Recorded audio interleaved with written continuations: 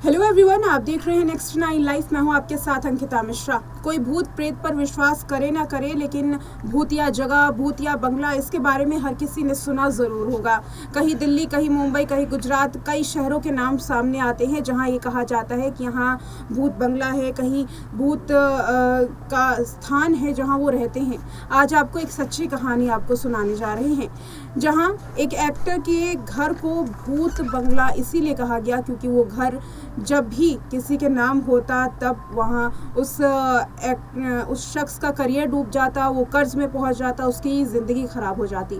बात करने हैं वाले हैं आज राजेश खन्ना की। जी हाँ, राजेश खन्ना जिस घर में रहते थे वो घर आशीर्वाद कहलाता था, लेकिन उसमें आशीर्वाद किसी के लिए बिल्कुल भी नहीं था। अक्सर बॉलीवुड सेलिब्रिटीज़ के जो घर होते हैं वो पब्लिक के लिए टूरिस्ट स्पॉट होते हैं, लेकिन राजेश खन्ना का घर कुछ अलग था। भूत बंगले के नाम से प्रचलित राजेश खन्ना के घर में आखिर ऐसा क्या था जिससे ना कोई उसे खरीदना चाहता था और ना देखना। चलिए जानते हैं इस रिपोर्ट में। सेलिब्रिटीज़ के घर अक्सर फैंस के लिए एक टूरिस्ट स्पॉट से कम नहीं होते, लेकिन वो शख्स जो बॉलीवुड में सबसे बड़े सुपरस्टार थे, अमिताभ बच्चन से पहले भी उनका बोलबाला हुआ करता था, उस शख्स के साथ ऐसा नहीं था। हम बात कर रहे हैं राजेश खन्ना की। आपने भूत बंगले के बारे में तो अक्सर सुना होगा। इसका जिक्र आते ही कुछ लोग इस पर भरोसा करते हैं तो कुछ लोग इसे नकार देते हैं। भूत वूत जैसी कोई बात नहीं होती, ये साइंस भी कहता है, लेकिन इसके बावजूद भूत बंगला या भूतिया हवेली जैसी कई कहानियां आपके सामने ज़रूर आई होंगी। कुछ ऐसा ही राजेश खन्ना के साथ भी था। क्या आप जानते हैं कि राजेश खन्ना के घर को भूत बंगला कहा जाता था?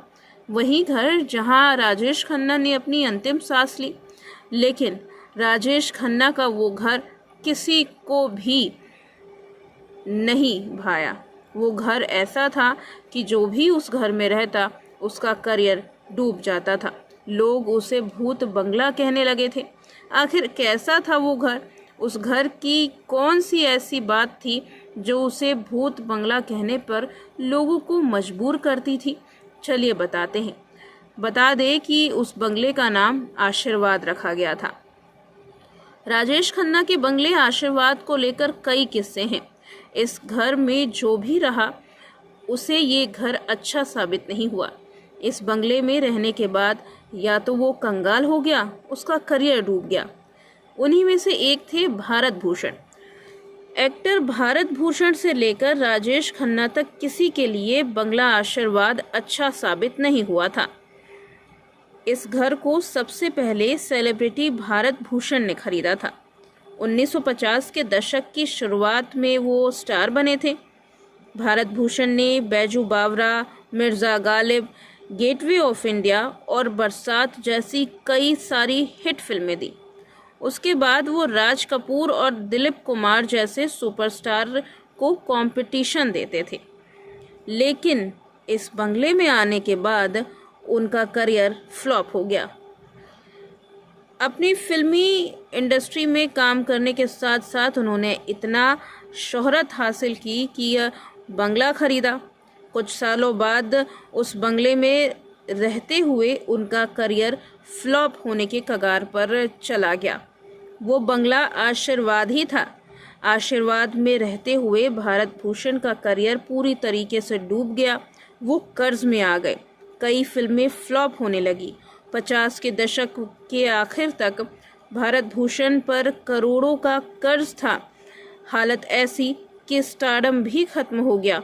उन्होंने बंगला बेचा और उनका वो बंगला टूटा फूटा भी हुआ। उसे श्रापित बंगला कहा जाता था। भारत भूषण के घर बेचने के बाद उस घर को राजेंद्र कुमार ने खरीदा था।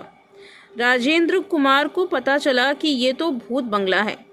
राजेंद्र कुमार ने ये सोचा कि भूत बंगले के नाम से बिक रहा ये बंगला सस्ता होगा, सो उन्होंने ले लिया। राजेंद्र कुमार को इस आशीर्वाद को लेना महंगा पड़ा। उन्होंने इस आशीर्वाद बंगले को बेटी डिम्पल के नाम पर रख दिया। राजेंद्र कुमार को उनके दोस्त मनोज कुमार ने सलाह दी कि इस घर में पूजा पाठ करवाओ।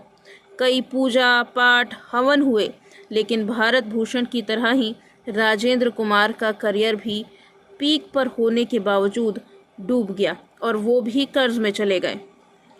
तब 70 के दशक में राजेंद्र कुमार से ये बंगला राजेश खन्ना ने खरीद लिया। पहले एक्टर भारत भूषण, जो कि करियर के पीक पर थे, लेकिन आशीर्वाद में रहते हुए उनका करियर डूबा, वो कर्ज में चले गए। एक्टर राजेंद्र कुमार, जिनका करियर पीक पर था, लेकिन आशीर्वाद में रहने के दौरान उनका करियर डूबा और वो भी कर्ज में चले गए। और 70 के दशक में राजेश खन्ना के साथ भी कुछ ऐसा ही हुआ। राजेश खन्ना ने इस घर को खरीदा, तब राजेश खन्ना भी अपने समय में करियर के पीक पर थे। वो सुपरस्टार बन चुके थे। उस समय ऐसा लग रहा था कि राजेश खन्ना के सामने कोई भी नहीं टिकेगा, मगर ऐसा नहीं था। राजेश खन्ना के करियर के पीक पर होते हुए अमिताभ बच्चन ने उनकी जगह लेनी शुरू कर दी। कुछ सालों बाद अमिताभ बच्चन की पॉपुलैरिटी इतनी बढ़ी कि उन्होंने राजेश खन्ना को पीछे छोड़ दिया। उसके बाद राजेश खन्ना की पर्सनल लाइफ में उतार चढ़ाव आने लगे। पत्नी डिम्पल कपाड़िया अपनी बेटी के साथ राजेश खन्ना से अलग रहने लगी। राजेश घर में अकेले रह गए थे और आखिरी सांस तक वो आशीर्वाद में ही रहे। आशीर्वाद राजेश खन्ना के लिए भी सही साबित ना हो सका।